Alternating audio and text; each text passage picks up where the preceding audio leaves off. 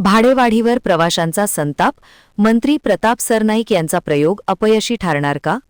1 जूनपासून राज्यातील सर्व बसस्थानकावरील शौचालय मोफत करून त्याची 4 तासातून साफसफाई करणे आणि बसस्थानकावरील कॅन्टीनमध्ये 30 रुपयात चहा नाश्ता देणे बंधनकारक करण्याची घोषणा परिवहन मंत्री प्रताप सरनाईक यांनी केली आहे।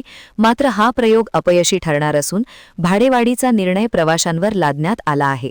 प्रवाशांना एसटी बसने प्रवास करण्यासाठी आकर्षित करण्याऐवजी भाडेवाढ केल्याने प्रवासी खासगी वाहतुकीला प्राधान्य देतील आणि एक प्रकारे खासगी वाहतुकीला चालना देण्यासाठी पूरक असलेला हा प्रयोग दिसून येत असल्याच्या भावना प्रवाशांनी व्यक्त केल्या आहेत। शासनाने जे काय आता नवीन प्रयोग करण्याचं ठरवलं, तुम्ही कसं पाहता प्रवाशांना? नाही, हे चुकीचं आहे। भाडेवाढ करणंच चुकीचं आहे। प्रत्यक्षामध्ये चांगल्या प्रकारची महामंडळाकडून सुविधांची अपेक्षा आहे।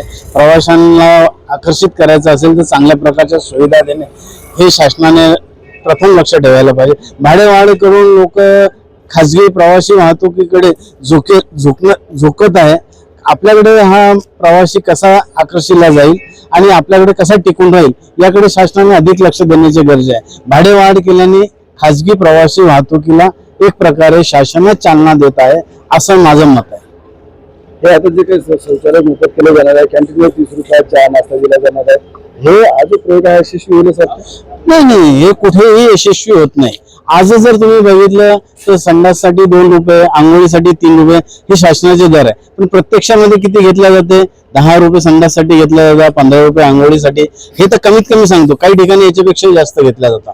त्याच्यामुळे फुकट कुठेही सुविधा शासन किंवा दिली तरीही प्रत्यक्षामध्ये प्रवाशाकडून हे पैसे वसूल केले जाईल आणि हे अप्रत्यक्षपणे लुटीचा प्रकार होईल आणि याचा भुर्दंड प्रवाशांवरच बसेल असं माझं मत आहे।